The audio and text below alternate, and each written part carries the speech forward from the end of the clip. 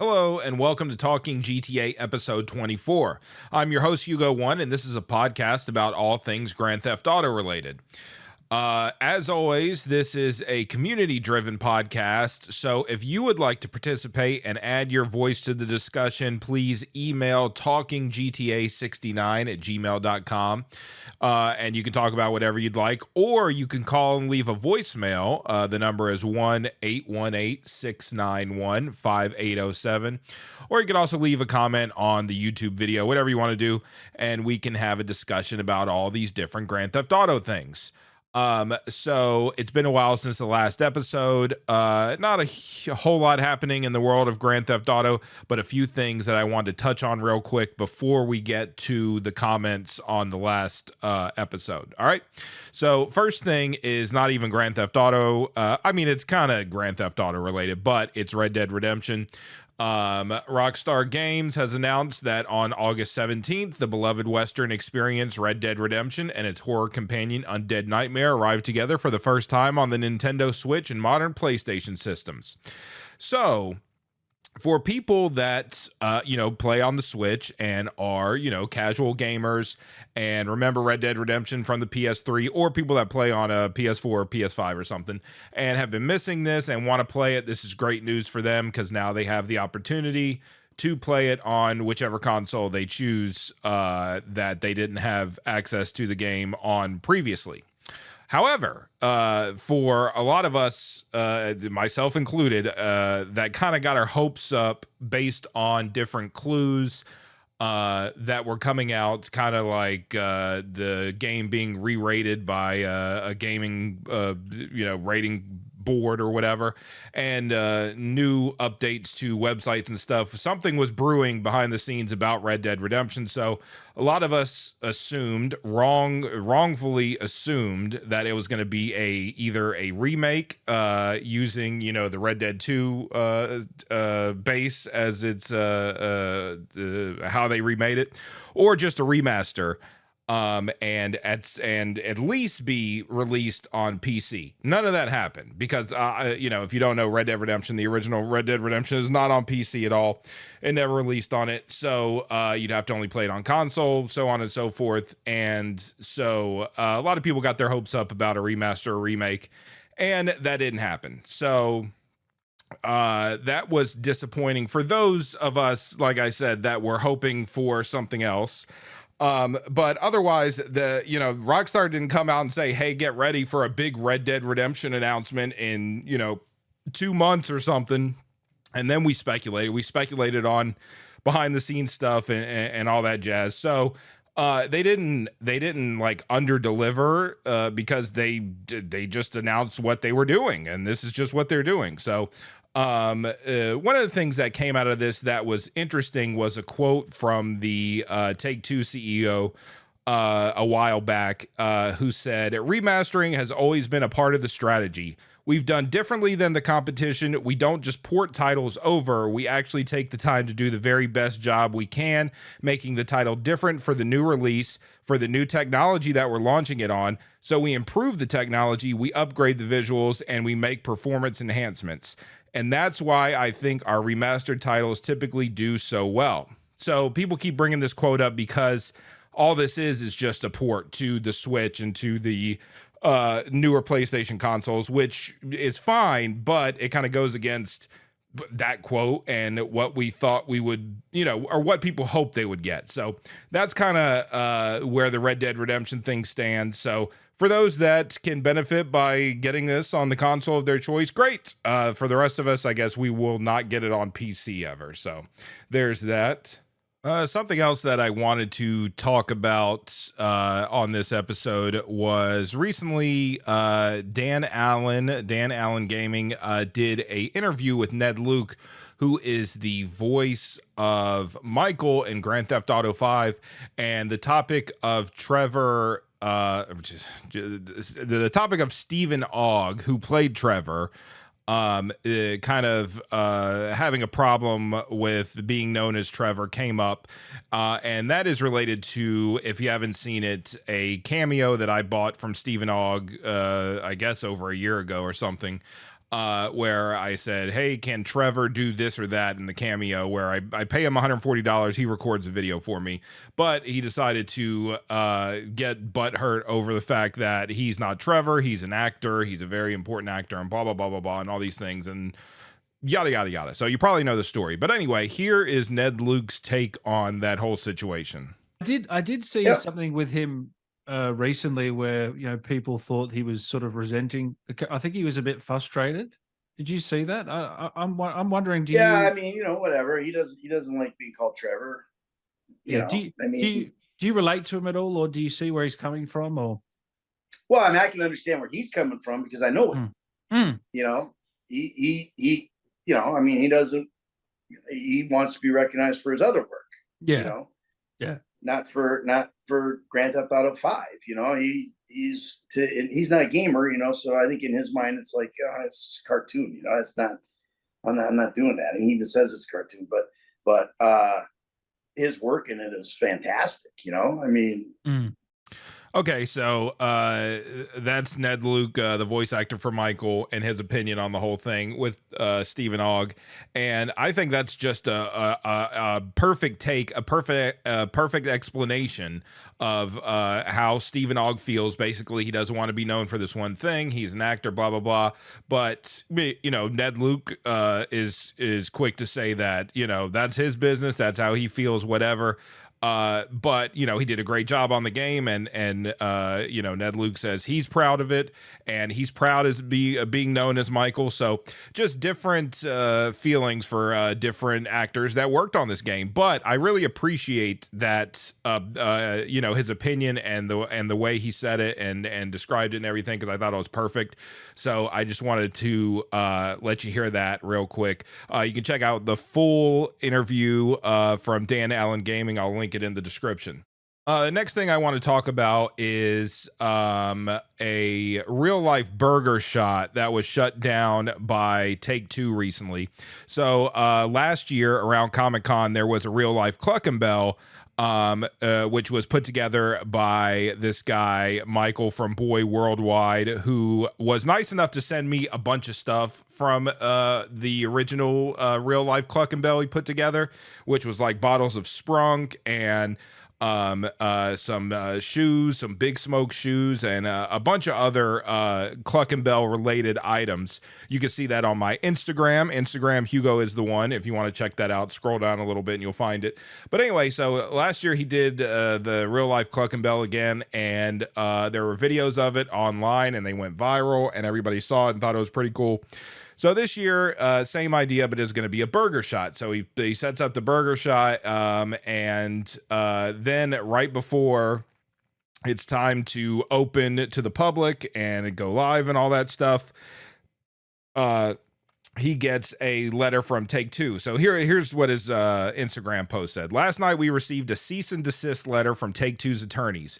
After a lot of talking between myself, Smoke and Jay's, and everyone's lawyers, we have agreed that it is best if we do not move forward with the burger shot this weekend. This art performance was scheduled for today through Sunday. However, I regret to inform you that the installation has already been taken down. So basically, they ended up not doing it because of the cease and desist order. And also, after that, Take-Two also issued a bunch of takedowns for his Instagram account. Anything with the Grand Theft Auto stuff that he was using, they had him take it down or whatever. So a couple things I want to mention about this. A lot of people are saying, "Oh, Rockstar did this." Rockstar didn't do it. Take-Two did it. Take-Two is the one who usually does issue these cease and desist orders for these types of things. So let's blame them, not Rockstar. But second, it's totally within their right to do this because this is their IP and this is their stuff, and they did what they legally can do. But I think my issue with it is this was somebody who was celebrating the Burger Shot and GTA and things like that, and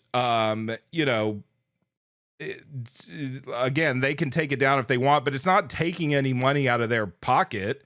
They don't do these types of things. Nobody puts on real life burger shots, or you can barely buy any GTA merch as it is. So when fans come and do this stuff, it would be great if they could somehow, be boosted and lifted up from Rockstar and Take-Two instead of taken down by Take-Two. So that's the unfortunate part about it. It's a cool thing for GTA fans. And it would really be great if they could work with people who do this type of stuff instead of, trying to bury them or whatever with their lawyers. But that brings me to my last bit of news of this week.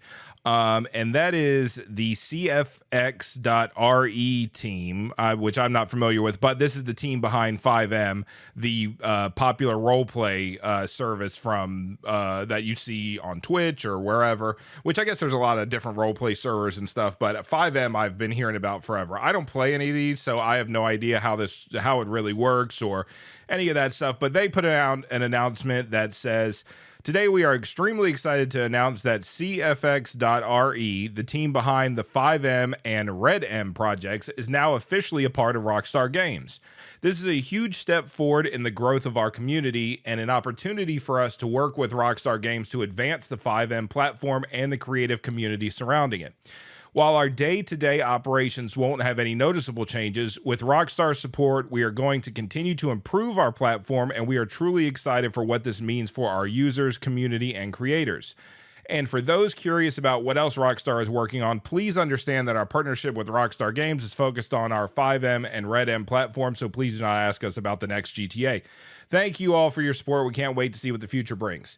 So this 5M and Red M, I guess is the Red Dead Redemption version, are officially a part of Rockstar Games, which my personal opinion on this is that it's awesome. This is great. This is exactly what I was talking about the last thing, where, Rockstar reached out to something that was popular, that was driven by fans, and are now working with them to do something in the future. We don't know exactly what it's going to be, but if it means like these roleplay servers are an official part of GTA 6 or whatever, and the next GTA Online, and then even people on console can join in, and it doesn't have the learning curve of modding the game that some people even on PC would struggle with. This sounds like good news to me. This sounds like a great thing. I'm happy to hear it. On the other hand, people have expressed concern with the fact that, this could lead to microtransactions within, 5M or whatever. And, they're so bothered by that. God forbid anybody makes money or there's any kind of exchange of money for these services or whatever. But again, I'm not bothered by that. If they just put this online and sold shark cards to buy whatever's in the game, so be it. That's kind of my opinion on GTA Online. I've never cared about the fact that shark cards are for sale because I've never bought them. And you earn money in game by doing things. You play the game and you make money. And I know people's response to that is, it's too much of a grind. Things are too expensive, yada, yada, yada. But nobody's forcing you to buy any of these things. So I think, I'm fine with the way it's set up now. In the future, it may change and that could be bad. So I understand just our concern with the unknown. But as far as this goes, as of right now, it seems to be good news. So hopefully good things come out of it. We'll have to wait and see what actually happens. But cool stuff there.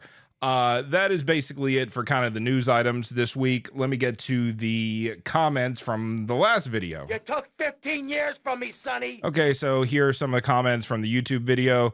Santiago says, I remember I brought my copy of Vice City to a show and tell in the 3rd grade. I had no idea what the storyline was about at the time.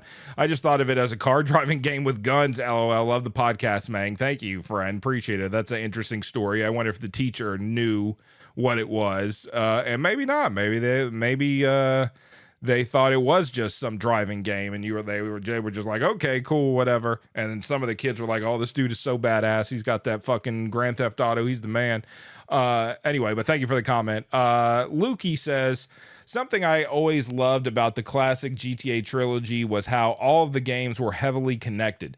The Mafia families of GTA 3 were basically a constant threat to the player throughout all the games. Select Vice City characters come into play through the San Andreas storyline. Claude makes an appearance, as well as Catalina for a couple of missions in San Andreas. On top of the cameos, the events of the other games affect the state of the world in the one set after. The Forellis fall, leading to the Mafia storyline in San Andreas, for example. I noticed GTA 4 and 5 feel a lot less linked and could easily exist in a vacuum from each other. Characters from GTA 4 are either mentioned or play minor roles in side missions for the most part, with some exceptions. Mostly in the online mode, though, which I refuse to accept as canon after they made android robots and flying cars a reality. Playing GTA 4 doesn't make GTA 5's story any more interesting or compelling. It just explains the background of a few minor characters that don't hold any bearing on the main story of the game. I'd argue knowing what happens in both Vice City and 3 makes San Andreas' story not only more compelling, but more coherent, as now the Mafia plotline doesn't feel as shoehorned in and has a reason to be in the game other than to give us an excuse to do a big casino heist in a game about being an LA gangster in the 90s. I hope GTA 6 has more to do with 5 and 4. I don't want it to be like Star Wars, where the same 7 people apparently have a key role to play in every major event in the galaxy, but I wouldn't mind if older GTA 4 or 5 characters had an important role in the single-player story instead of just side missions. Maybe Lester gets in contact with us for a heist or something. I don't know. My grammar here should prove I'm no writer. That's Rockstar's job. Curious what your thoughts are on both the new and old way of telling stories. Thanks, Hugo.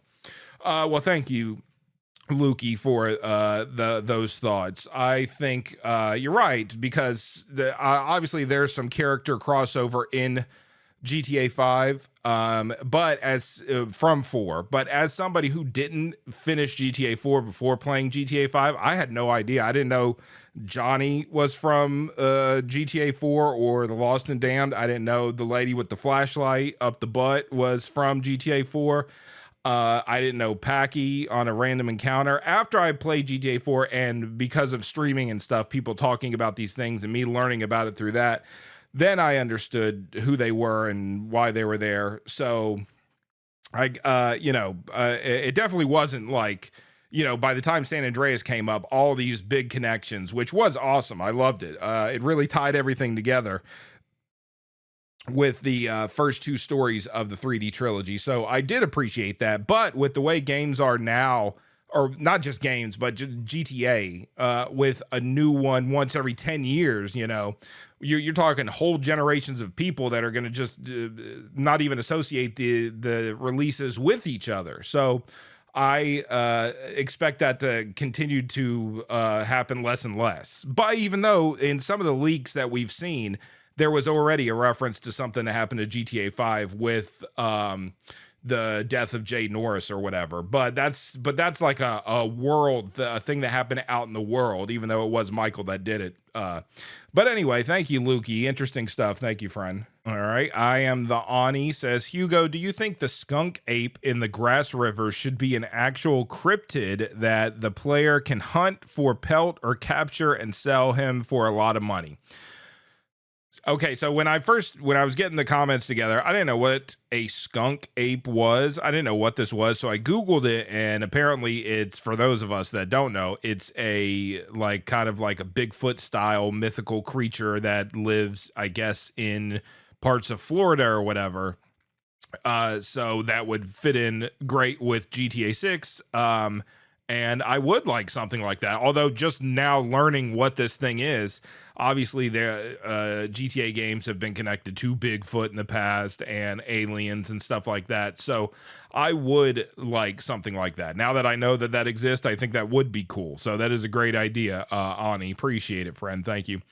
Mershadarin says, which GTA map is the best in your opinion? Technically, GTA 5 has the biggest one, but it doesn't feel as huge as since it's covered with mountains.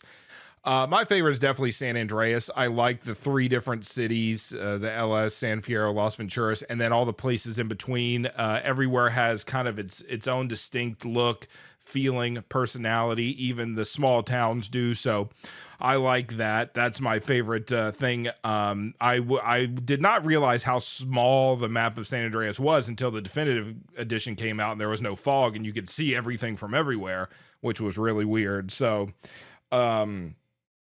that gave me a different perspective on it, but I still like the contents of the map. I think Liberty City in GTA 4 is excellent. I think the LS that's in GTA 5 is excellent, but as far as a full map, it's definitely San Andreas for me. Thank you for the comment, friend. Appreciate it. All right, Sonic Ninja says, love the content, homie. Question, when you do your first playthrough of GTA 6, are you going to play with the music on? I know copyright is a bitch, but I feel like half the experience atmosphere of a game is the soundtrack.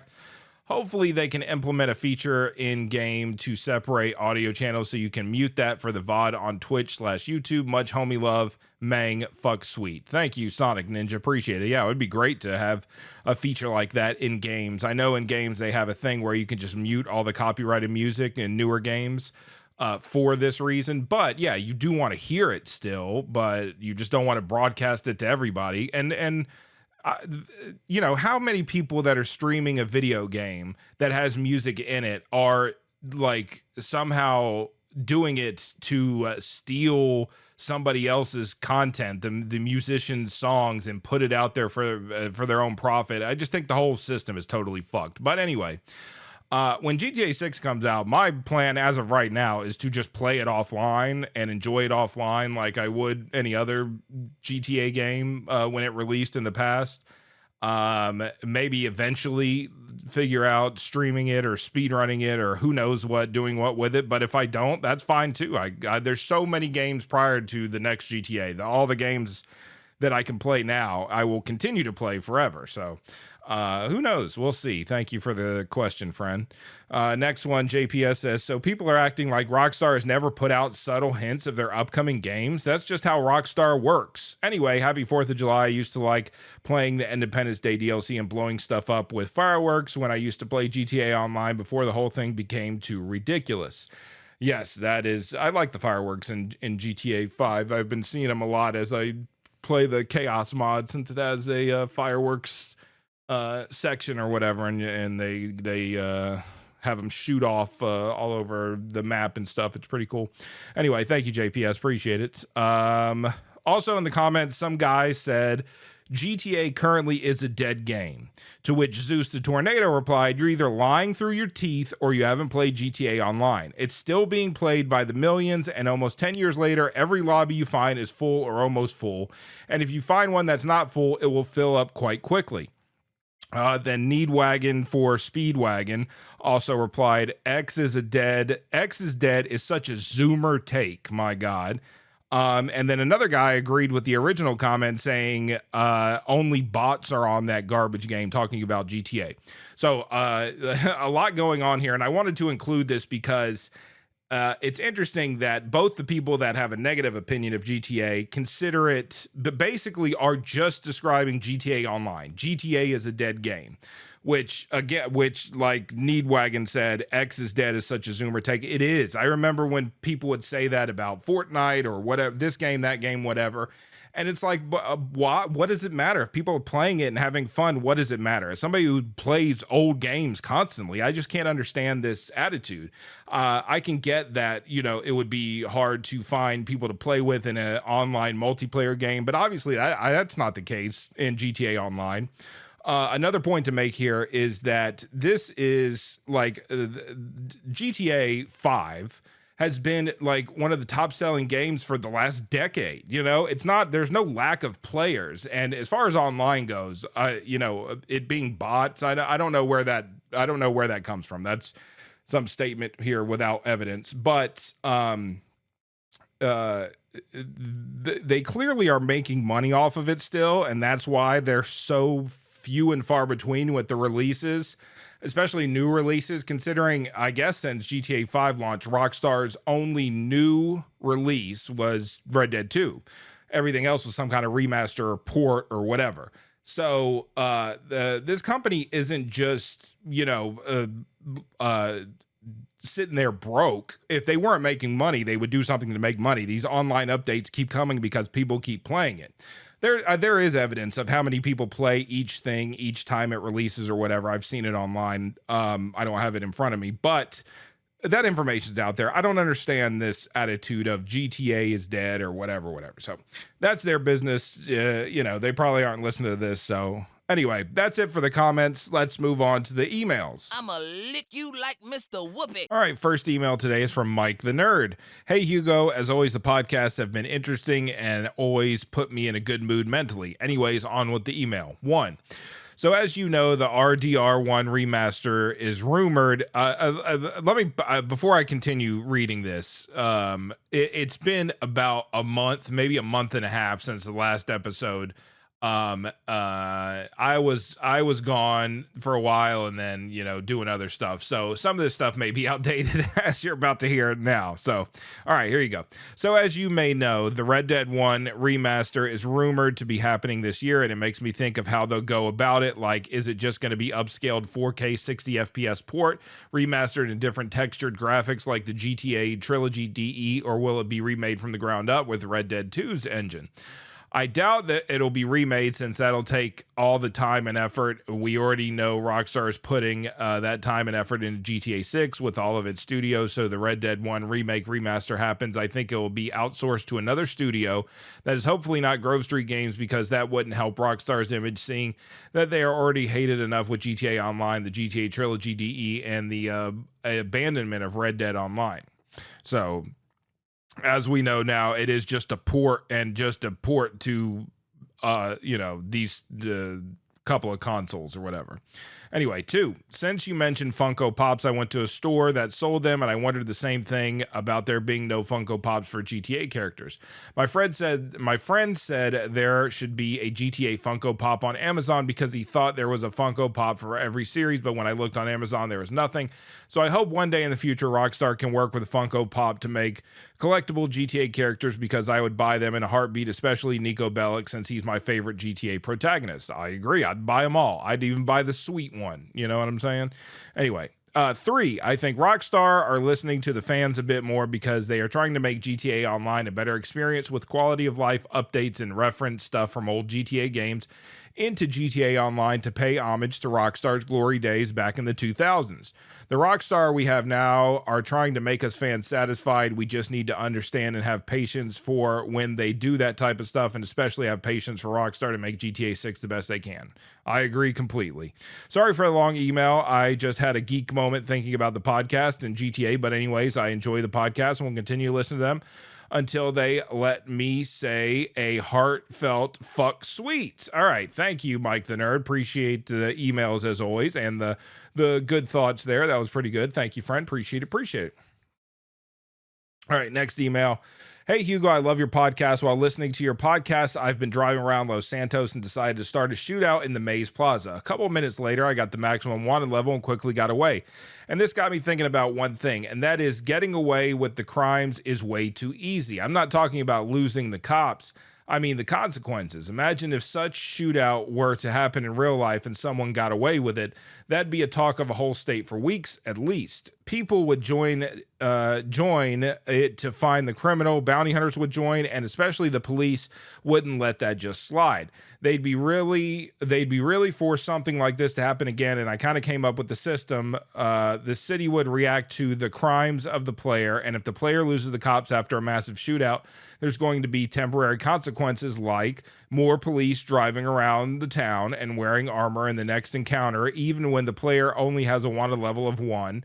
In the areas of the shootout, for some short amount of time, the police will be present. A player could have ditched somewhere, and the police will be present, and the area will be blocked off to traffic, with police searching for any clues to who is the criminal exactly. And maybe there are going to be news vans around the area showcasing what had happened there. Also, in addition to extra police driving around the city, I thought it'd be realistic to have an occasional police helicopter flying around looking for something like a car a player could have ditched somewhere, and the next time the player starts a shootout or a heist, the police will react faster. The wanted level will rise faster, etc., etc. It's just a little thought I came up with.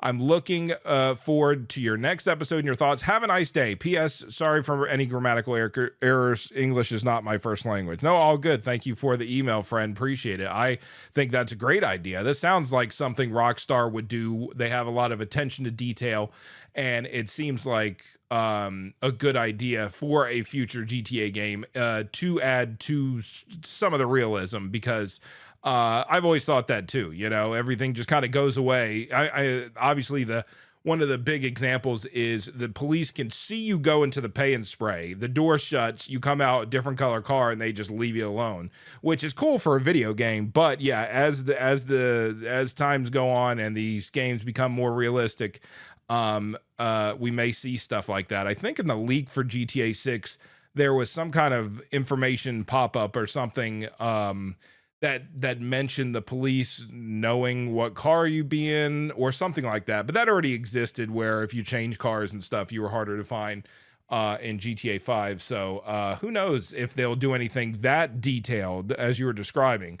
But that would be pretty cool to see. Thank you for the email, friend. Appreciate it. All right, next email. Hey, Hugo, hope you're doing well, homie. Love your streams and speedruns. Always fun to watch and listen to while I'm working on stuff. Wanted to ask your opinion on something I see a lot of people bring up, both in discussions and your podcast. As far as realism goes, how much realism would be too much realism? I see people bring up that they want realistic driving or similar to GTA 4, and they want mechanics like your hair growing over time and having to get a haircut, and weighty realistic player movement, or limiting how many weapons you can have on you. Personally, I think they won't go too hard with it. Comparing it to Red Dead 2 and thinking it'll be detrimental is something we shouldn't worry about. In Red Dead 2, I believe the feeling of being bogged down by all the mechanics is also due to it being a period piece of sorts, as horses obviously aren't anything like cars, and the slowness of getting from point A to point B also lended itself to feeling more like an interactive movie. Rockstar no doubt has learned to a certain degree what the fans want and don't want in a new GTA game, and will tweak these mechanics to best balance the fun realism scale without sacrificing much on either end. The easy fix would also be a realism toggle or difficulty, but hey, we know nothing, so I'm just talking to talk, and would like to see how you would balance it, since you being a big time gangster and all. Also, something I don't see brought up because maybe it's already been talked about and accepted, but Sweet is such a liar. If we take what Ryder says as the truth about them gunning for Sweet in the game, and then in the introduction we see Sweet running out of his house towards his mom's house after the drive-by, somewhere along that day he lied and said he was going to be at his mom's house, because if Smoke and Ryder put out the hit, they would know he was going to be at his mom's house and at what time, because otherwise it would have been better to just gun him down at his house. Anyway, that's all my ramblings for now. Love your streams and podcasts, Hugo. Much love from Mexico, Jelly Foxy. Thank you, Jelly Foxy. Appreciate it. As far as the Sweet stuff goes, I've also always wondered, why would the Ballas shoot up Sweet's mom's house when Sweet has a house already? So that way moms wouldn't have been, indirectly hit, or I guess directly hit by by just being a bystander, and then, yeah, Sweet wasn't even over there. He was at his own house.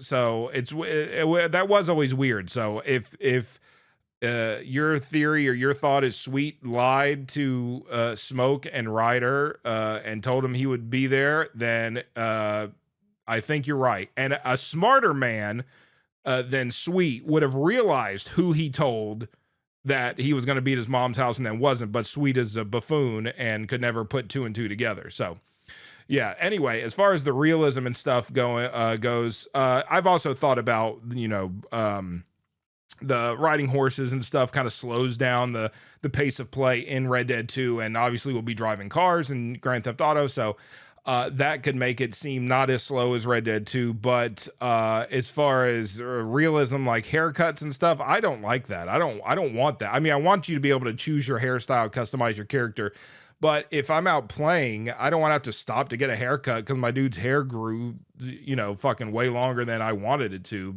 But it might not be up to me. So yeah, it is interesting to see where they'll draw the line with realism and, to make sure it doesn't take away from the fun factor. Anyway, thank you, friend, for the email. Appreciate it. All right, next email. Hey, Hugo, longtime fan since the Fat CJ run. Anyway, do you think GTA 6 will have thick emo femboys with big dongs? You to Mang, you got big cojones, Mang. And that's from Lit Romney. Thank you, Lit Romney, for the email.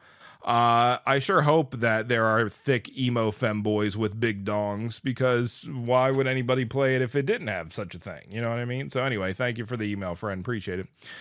All right, next email. Sup, Hugo, Clay Doggy here. Just a few things. Mike the Nerd said GTA should stay in the modern day as that's more popular. Not arguing that point, but if you think about it, GTA could be in the 1910s as a silent film, black and white, and dialogue screens everywhere, and it'll still make a fortune. As a self-admitted grumpy old guy, I'm in my 40s, you darn kids are ruining everything. The future sucks, your music sucks, and everything was better in the 80s and 90s, lol. GTA can be at any point in time, and it'll still be great. Christian was talking about the hair growing mechanic from Red Dead 2 and bringing that back. In my opinion, that was a bunch of unnecessary maintenance for your character, similar to eating and working out in San Andreas, and it should never come back. Or at least have an option to select a hairstyle and it stays that way. Again, see San Andreas. That's what I was just saying that. I was just saying that, Clay Doggy. Anyway, he also mentioned the idea of Jason and Lucia being siblings instead of a couple. I think this is a great idea. Not only would it be a nice Kojima twist on what everyone is expecting, but it also opens up the floor to either one of them hitting up the strip clubs and prostitutes. If they were a couple, would those two things be gone from the game? Lastly, I wanted to follow up on my comment from the last podcast where I mentioned how little we matter, and if you want to affect Take-Two, just don't buy the game. I thought of another one: buy a ton of stocks, like millions of them, or find a way to buy Take-Two. You can write the script for all the GTAs you want then. Shout outs to the homies. Fuck sweet. Thank you, Clay Doggy. Appreciate it. Good thoughts there. Yeah, I didn't think about the thing about Jason and Lucia. If they were a couple, then they couldn't go pick up prostitutes or, fuck whoever, unless maybe they can do threesomes and stuff. So I don't know. We'll see. Thank you. Thank you, Clay Doggy. Appreciate it. Next email. Hey, Hugo, I was wondering, what do you want the GTA 6 trailer song / intro song to be, or what do you think it would be? I would want it to be something like, and then it's like a different language. I think the song fits pretty well with the overall vibe of GTA 6. Anyway, Hugo, love the podcast and keep up the good work, Mang. Appreciate it, friend. He included the video. I can't play it for copyrighted reasons, I assume, obviously. And I can't even pronounce it so people can look it up themselves. Sorry. Oh, I think it says Malchat Dama from Nadane. I don't know. Anyway, as far as a GTA 6 trailer intro song, I think Blinding Lights by The Weeknd would be a great one. I just feel like that has such a GTA vibe to it, and it would be good for the the bright lights of Miami. I guess every city has bright lights. It would be even better for a Las Venturas GTA, which is what I really want, although we're not getting that this time.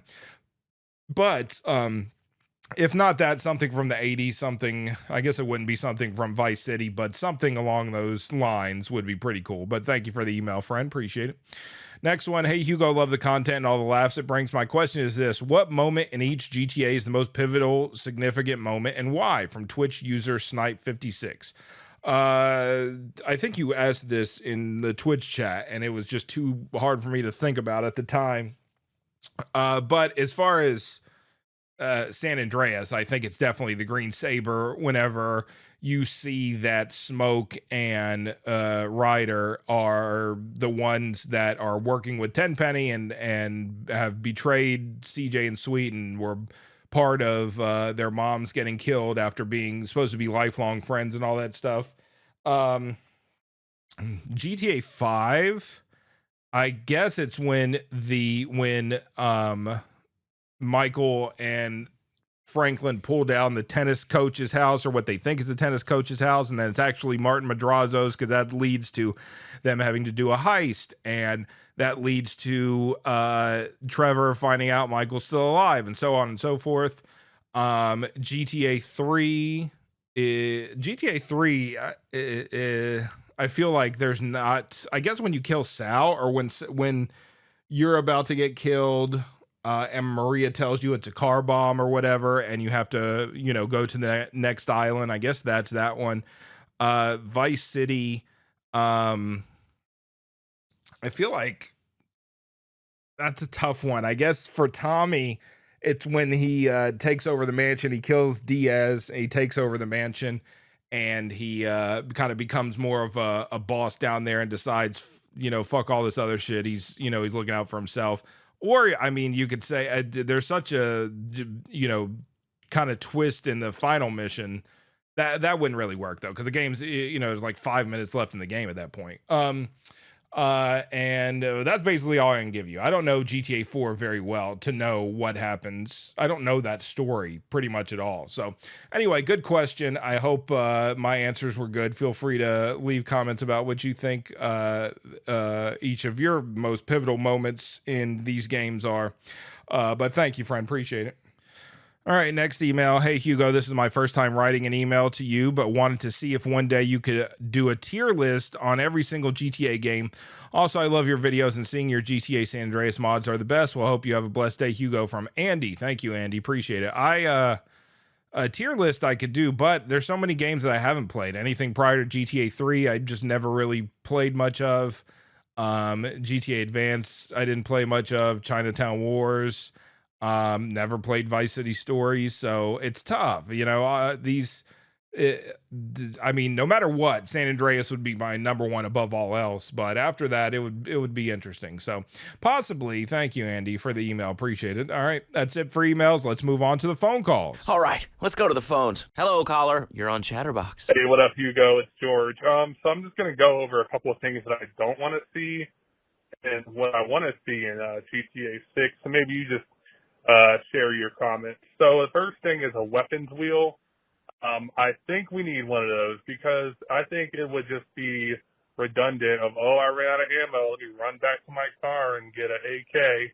Oh, my AK ran out, so I got to go back and get a grenade launcher or a missile launcher or, a pistol. I just think it would be redundant to keep on going back and forth. I mean, it made sense with Red Dead 2.